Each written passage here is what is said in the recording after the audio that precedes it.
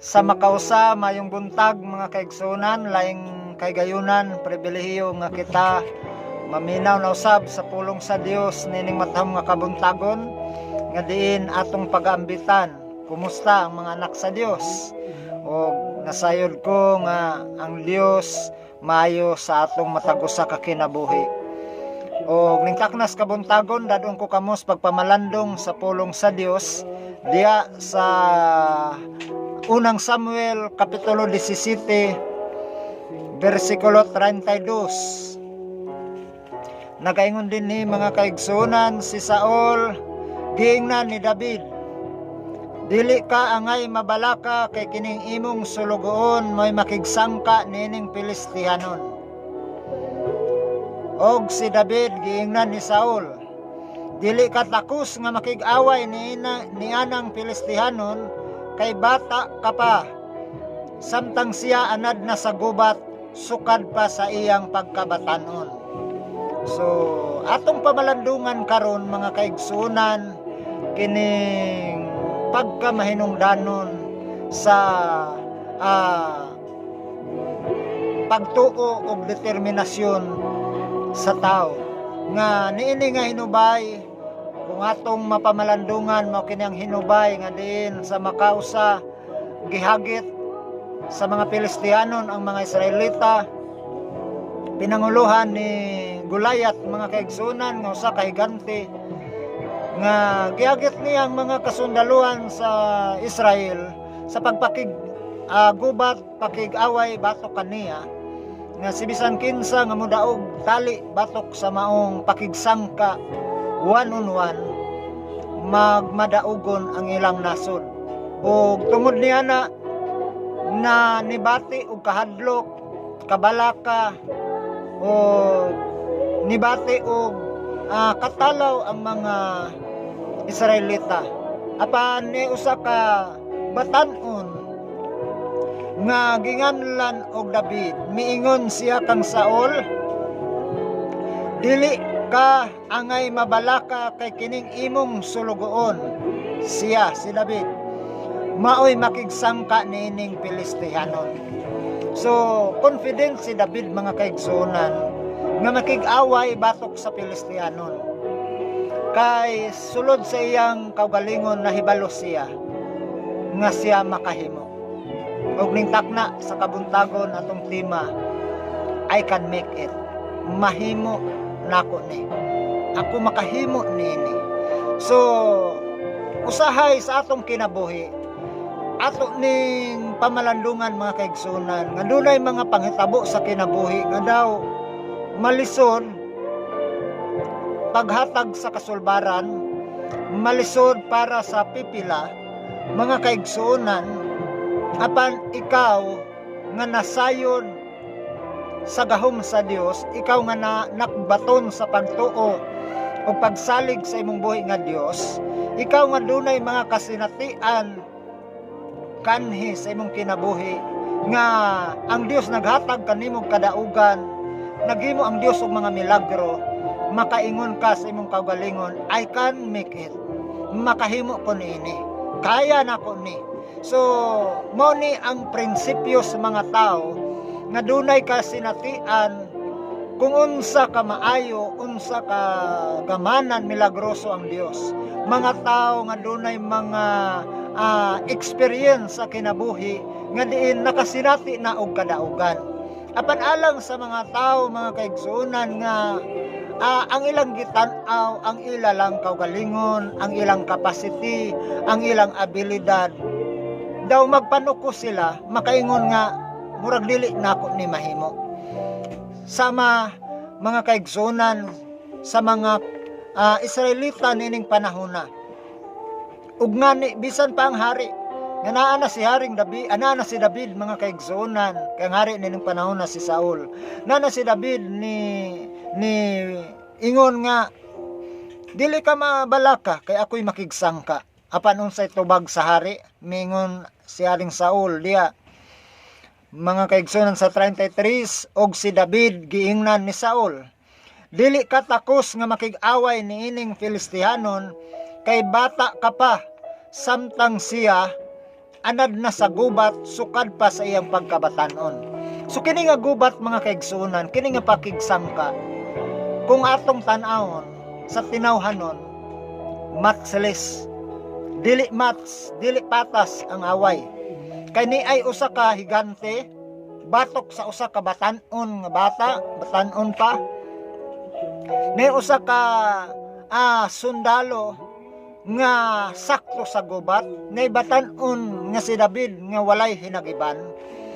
Nay usa ka higante nga sanay sa gubat, pani ay walay experience sa gubat mga kaigsunan. Matselis kayo nga pakigubat, pakigasdang. Apan mga kaigsunan, wala makabase sa tawhanon nga katakos kining tanan. Sanglit mga kaigsunan, dinhi nga inubay atong makita unsa ang mga panghitabo nga maayo. So matud pa diha nga mga kaigsunan, ingna ni Saul si David, gingna ni Saul si David nga dili ka makahimo pagpakigasdang kaniya. Apan sulod sa kasing-kasing ni David, kung atong pamalandungan, kay si Saul wala mahibalo sa personal nga background sa kinabuhi ni David, unsa ang iyang mga kasinatian at tubangan sa Dios, unsa ang iyang mga na-experience nga mga nanghitabo sa iyang kinabuhi.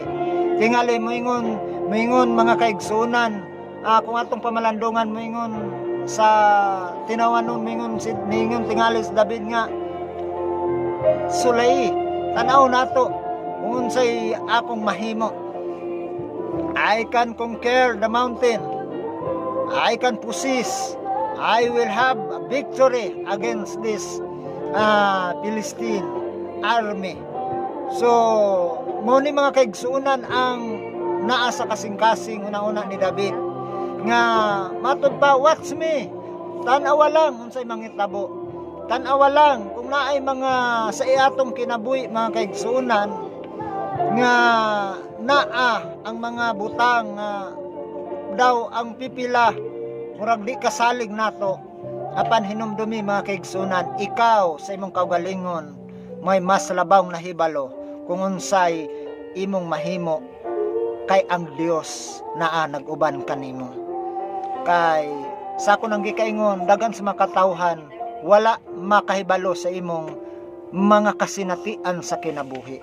Kung atong padayunon, matod pa diha mga kaigsuonan, nga matod pa diha sa 33, nagaingon din og si David giingnan, sa 34, apan si David mitubag kang Saul, kining imong sulugoon magbalantay sa mga karnero sa iyang amahan, ug kun may leon o uso nga motukob sa usa ka nating karnero, gukdon ko kini og bunalan ug agawon ko ang karnero gikan sa iyang baba.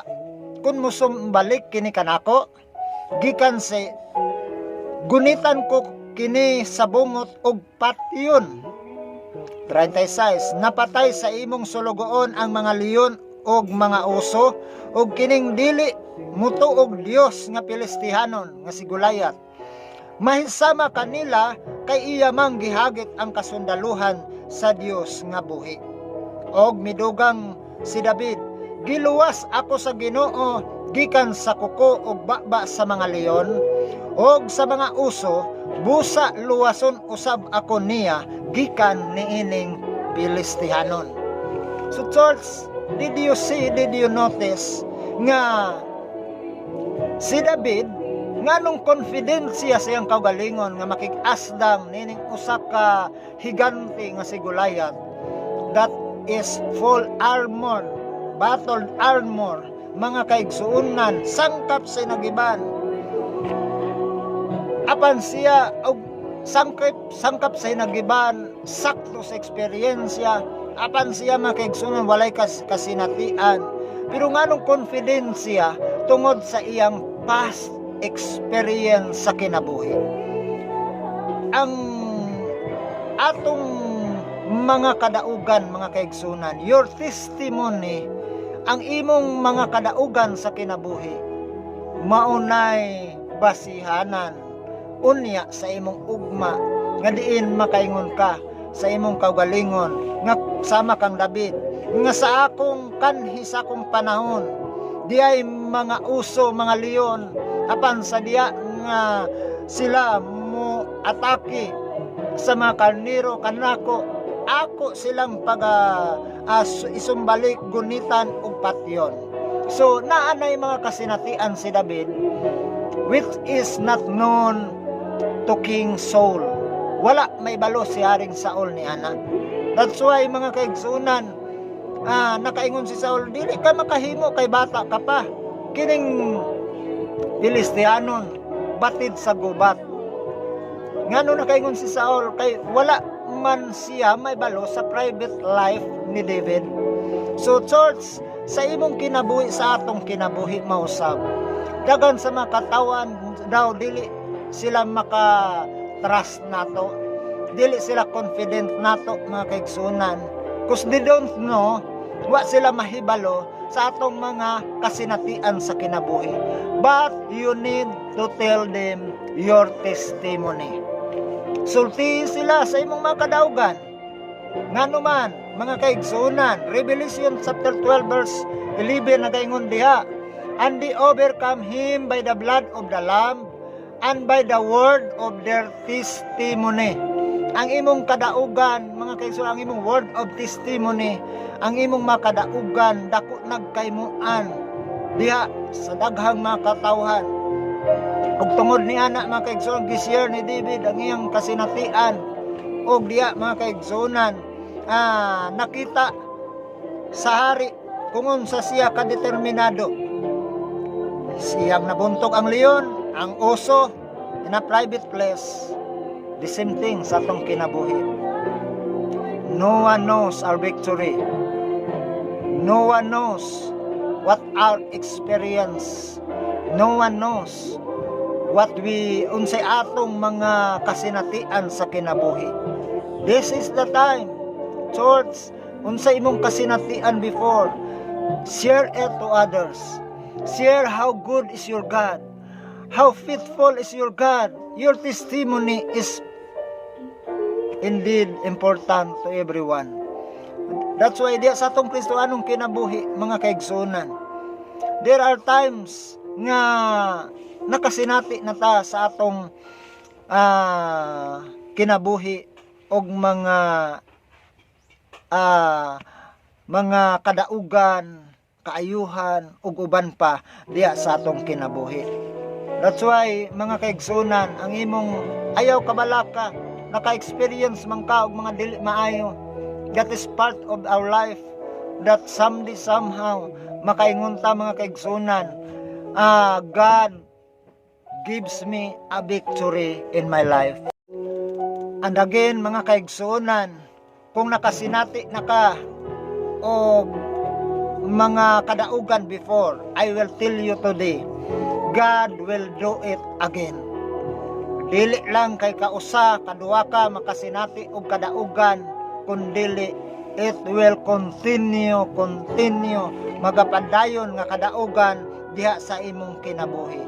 If God did it to Abraham, if God give Abraham victory, prosperity, successful life, He will do it to you, to us. If God did it to David, He will do it again to you, to us. Iya kining pagabuhaton mga kaigsunan sa mausab nga paagi. Kung si David nakasinati og kadaugan batok sa uso ug sa mga leon, siya maghatag na usab og bag-ong kadaugan sa iyang bag-ong giatubang nga pakigubat, pakig-away sa iyang kinabuhi.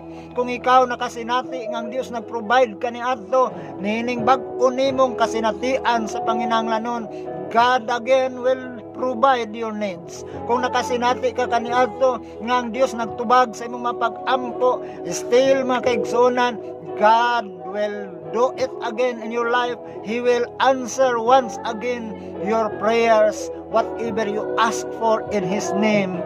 sa makausa iya na usab kining pagabuhaton kanimo. Kay ang Dios dili maluya, dili kapuyan paghatag pagbuhat og mga maayong butang diha sa atong kinabuhi. He will do it again, once again diha sa imong kinabuhi. So moning mga butang, moni ang atong pamalandungan na natay daghang kasinatian as Christian.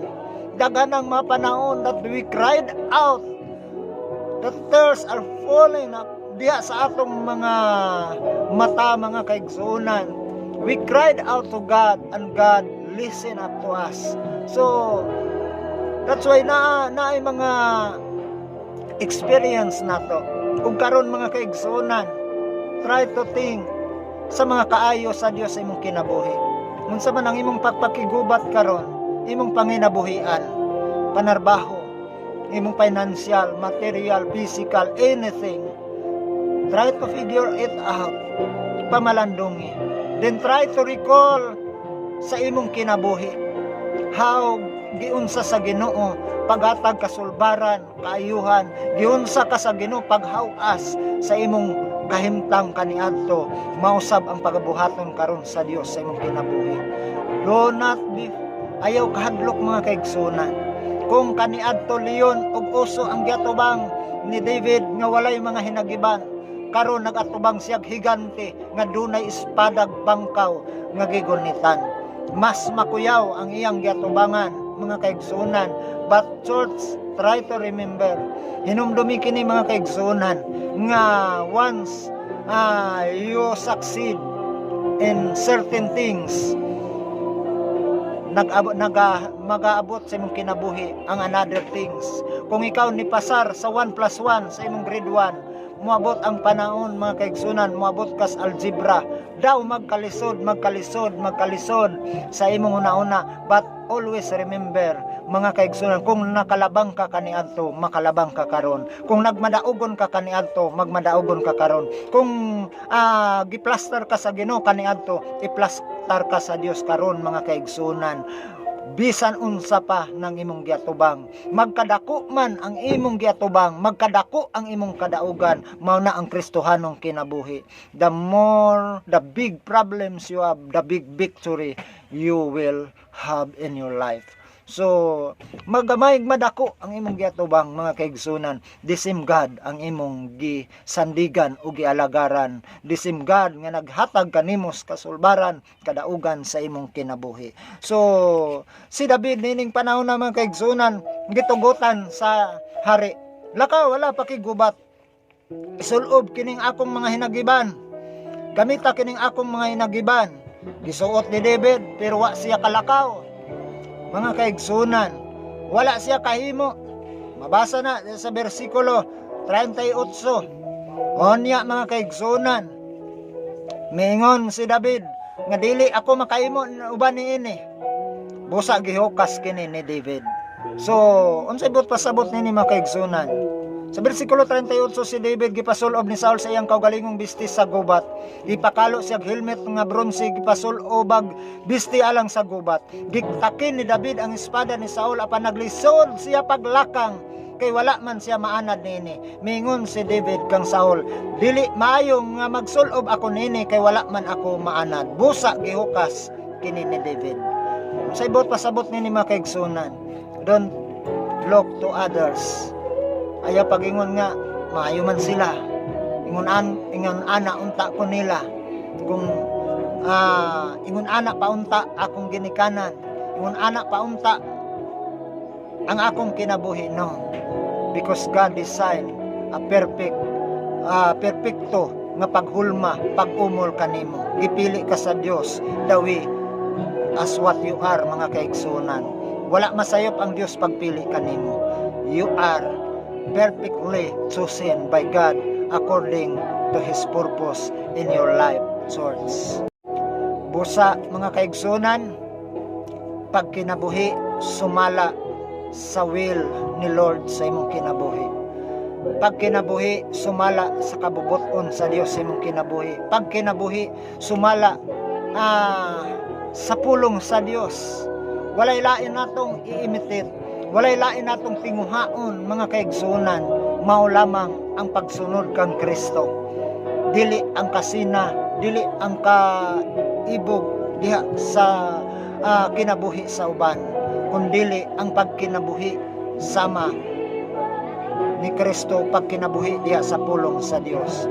Usa tungod niya na wala si David magkinabuhi sumala sa gusto sa hari, kundili siya nakigubat sumala kung unsa siya diha atubangan sa Dios. Mga kaigsunan, di ta magkinabuhi sumala sa gusto, mga kaigsunan, sa kalibutan, kundili magkinabuhi ta sumala sa gusto ug kabubuton sa Dios sa atong kinabuhi. Kay pinaagi ni ana imong maangkon, imong mabatunan ang kadaugan ug ipahiluna, iplastar ka sa Dios diya sa taas nga pagpahimutang sumala sa tawag sa Dios sa imong kinabuhi. Ang gibuhat ni David, mga kaigsunan, ang gibuhat ni David, nagkuha siya og 5 batong hamis diya sa suba. Kuha siya batong, mga kaigsunan. So nganong nagkuha man siya 5 ka bato, mga kaigsunan, kuha siya mga bato, 5 ka bato, isuod niya siyang panudlanan og mao kini ang iyang gigamit pagpakig-asdang sa maong higante. Glory be to God. Hallelujah. So nganong nagpili siya 5 ka bato? It's because, mga kaigsunan, nahibalo siya matod pa diya sa pulong sa Dios sa Episo, and the rock was Christ. Ang iyang gituuhan walay lain mao si Kristo. Mingon siya sa higante, mga kaigsunan, kang Goliath. Mingon siya, nakigasdang ka tungod sa imong hinagiban ug sa imong pinuti, apan ako makigasdang kanimo pinaagi sa ngalan sa Dios. Glory be to God. So glory be to God, dalaygon ang Dios sa walay katapusan. Ang unang Korinto kapitulo 10 bersikulo 4 nagaingon diha, og nanginom sa tubig nga espirituanon, kay nanginuman sila gikan sa espirituanong bato nga mikuyog kanila, og kadtong batuha mao si Kristo. Unsa kuno? Kadtong batuha mao si Kristo. And the rock was Christ. So church, diya matod pa diya, whatever comes against me, whatever comes against my life, whatever I may encounter, it will coming down in the name of Jesus Christ. It will be fall down in Jesus name. So diya sa atong Kristohanong kinabuhi, through Jesus nahimong mabungkag, mapildi ang tanan nga mga buhat sa dautan batok sa kinabuhi sa tao. Dili ta balaka, mga kaigsunan, kung dihay panahon nga na-release na kabatuntag kadaugan. Remember, David pick up 5 stone, 5 ka bato yung gikuha sa diya. Usalang kalambuyog niya sa bato, napukan ang higante, namatay, mga kaigsunan. He still left another stones in his life, mga kaigsunan. Nganong 5 man nga mga kaigsunan ko, usara man ka bato, napildi naman ang higante. It is all because, church, dili ta makabsan o hinagiban, dili ta makabsan, mga kaigsunan, o galamiton para sa kadaugan. Kung ikaw nakasinati, pasabot niya na, kung ikaw nakasinatig kadaugan sa imong kinabuhi, there are another victories coming in your life. You have another stone in your pocket, in the diha sa panudlanan ni David sa imong kinabuhi, mga kaigsunan. Dili ka mabalaka kay naa sa gihapon, dili ka mawad-an sa bato nga mao si Kristo sa imong kinabuhi. And usa ka butang, mga kaigsunan, dili ta mabalaka diha sa mabutang, because there is power in the name of Jesus. Si David iyang gireles ang bato. Og ako mong tug-anan, mga kaigsunan, dili si David may nagkontrolar sa bato. Asa mo paingon, asa mo igo, it is under God's control. Naanana sa pagkontrolar sa Dios. ang atong trabaho mga kaigsunan is to release the stone, to release it, and God will determine where it landed. Ang ato i-release lang. O sama kang David, wa tay balog, iunsa lambuyog. Nagtalikod ba to pinaana, pinatalikod. Mga kaigsunan, ang trabaho ra ni David is to release the stone. And God's part is to determine where it landed, asa ni moigo. O kung atong itugyan diha sa Ginoo. That's why God said, cast all your cares. God said, trust unto me. Ayaw kamong kabalaka, mga kaigsunan. Salig kamong kanako. Nganong confident? Kay kung ato nang buhaton, trabaho na sa Dios mga kaigsunan, ang pagpukan sa atong kaaway, ang atong trabaho, pag-release ra niyana nga bato sa atong kinabuhi. Wala magmatter mga kaigsunan ug unsa ang atong capacity. It is God alone mga kaigsunan. So unsay ba pasabot in our real life? Ako ni hatagag clarification. Ang atong trabaho mga kaigsunan is to release the word. I-release lang ang pulong. Because the rock was Christ. Verse kasurin atong gibasa sa unang Korinto. Mga kaigsunan, og matod pa diya sa Juan 1:1, ang pulong sinugdan mang pulong, pulong kaban sa Dios, Dios ang pulong. 1:14 sa Juan, o ang pulong na himong tao, kana nga tao mao si Kristo, si Jesus mga kaigsunan. Glory be to God. So Jesus Christ is the word. Ang pulong sa atong panahon karon mga kaigsunan, ang ato nga i-release mao lamang ang pulong. Mateo 18 versikulo 18 nagaingon dinhi atong basahon, og busa sultihan ko kamong tanan. Ang inyong idili dinhi sa yuta, idili usab didto sa langit, ug ang inyong itugot dinhi sa yuta, itugot usab didto sa langit. So whatever you prohibit on earth, it will be prohibited in heaven. And what you ever permit on earth will be permitted in heaven. So release the word. Ang gaom sa kinabuhi o kamatayon naa sa tungoy sa dila. As simple as that. Ang mga Israelita before nabalaka mga kaigsunan unsaon pagbuntog kang Goliath. Si David mga kaigsunan, as simple as that, he throw the stone, then God determined where it landed. Oops, diha sa agtang sa ganti. God make sure the defeat of the Goliath, of the giant, mga kaigsunan diha sa kinabuhi ni David. Diha sa atong Kristohanong kinabuhi mga kaigsunan. Just release the word. Release the word for your family. Release the word for your finances. Release a word for your health. Release a word for anything in your life. Just release a word. Usbon ako mga kaigsunan, matod pa sa atong gibasa. Ato kining pamaubusa, sultihan ko kamong tanan, nagaingon si Ginoong Hesus. Unsay inyong idili dinhi sa yuta, idili usab didto sa langit. Unsay inyong itugot dinhi sa yuta, itugot usab didto sa langit. So, release the word for your health. O kana mga kaigsunan, magapanghitabo. Ayaw na, matuman ba ka ni may tabo. Your work, your job is to release the word, the stone in David's life. And the stone is Jesus. Sa atong panahon, word, pulong, and the word is Jesus, mga kaigsunan. So, lahi-lahi ang mga galamiton in different generation, but the same mga kaigsunan, samara o meaning nagatumbok sa Dios, nagatumbok ang Ginoong Hesukristo kung imong pamalandungan. So our job is to release the word.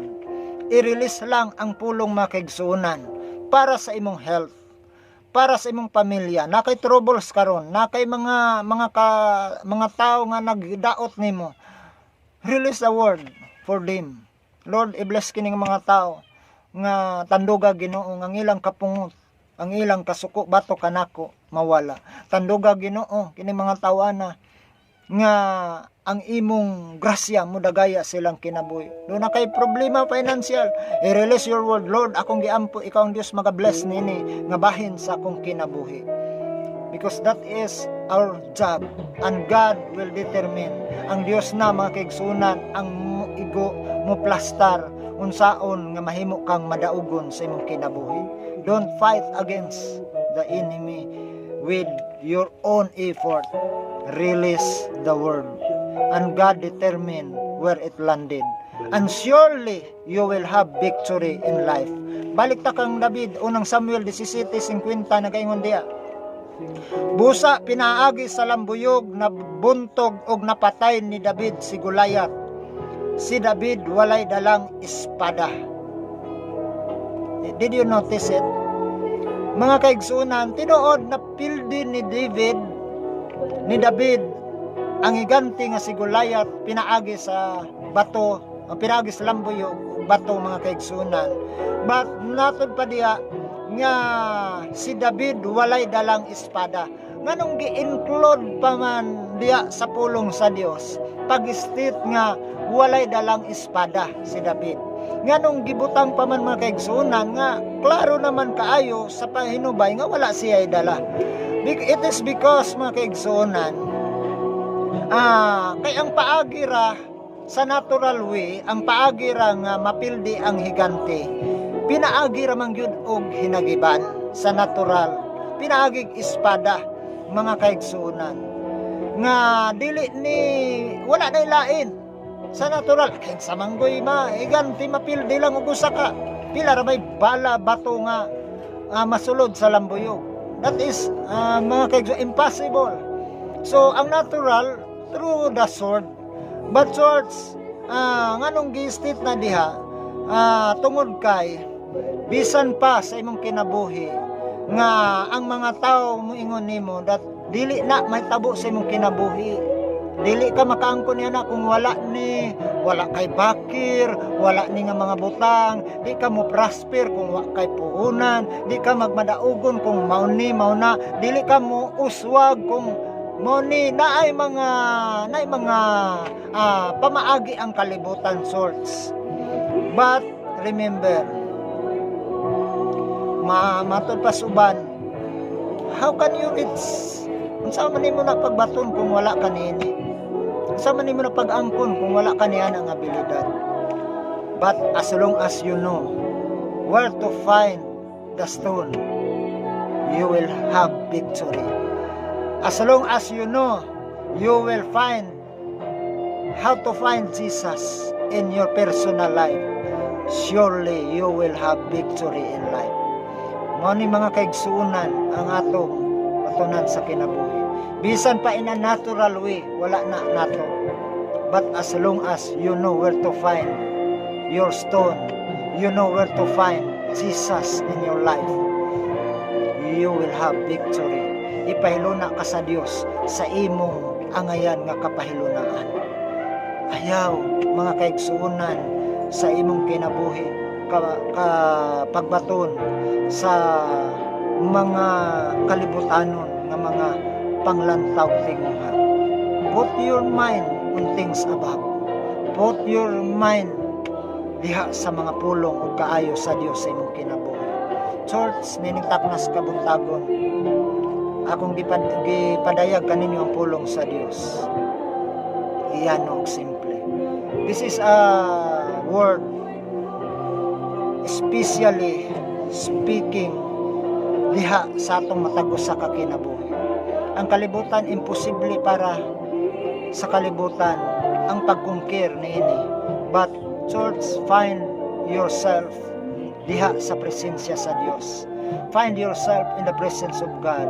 Find yourself in God's love and God's grace every minute, every time. Surely you will have victory in life. Sultihan ko ikaw ang gubat magapadayon hangtod sa pagbalik ni Ginoong Jesucristo. Gusto ka makabaton kadaugan, embrace the one who gave victory who is Jesus Christ. Magampo ta. Amahan nga langit nun, ning taknas kabuntagon, salamat sa imong gugma, sa imong grasya, sa imong kinabuhi. Lord, salamat sa imong pulong, nga imong gipadayag kanamo, ug salamat Ginoo nga kini naghatag og dugang pagtulunan sa imong kinabuhi. Ako mapagampo Ginoo, unsa man ang mga kasinatian ron sa imong makatawan, unsa man ang mga encounter sa imong makanakan, they will make it. They can make it, Lord God. We can make it through you, Lord Jesus. Dili namo mahimo kung wala ka Ginoong Hesus. Kusa among gisalig kanimo ang tanan. Ako nga among gintras kanimo ang tanan. Salamat nga dili mo na minimo pasagdan. Our job, Lord God, our responsibility is to release the word, and it is your job also to determine where it landed. Busa Ginoo, salamat sa imong pulong nga imong gipadayag karon. Akong gideklarar Ginoo, nining taknas kabuntagon nga mabalik na sa normal ang panagtigom dinhi sa templo. Mabalik na sa normal Ginoo ang among pagsimba pagdaig kanimo. Mabalik na sa normal Ginoo ang among pagkinabuhi. Sa gamhanang ngalan ni Ginoong Jesucristo. Amen o amen. Jesus at the center of it all. Jesus at the center of it all. From beginning to the end, it will always be, it's always been you, Jesus. Jesus, and nothing else matters.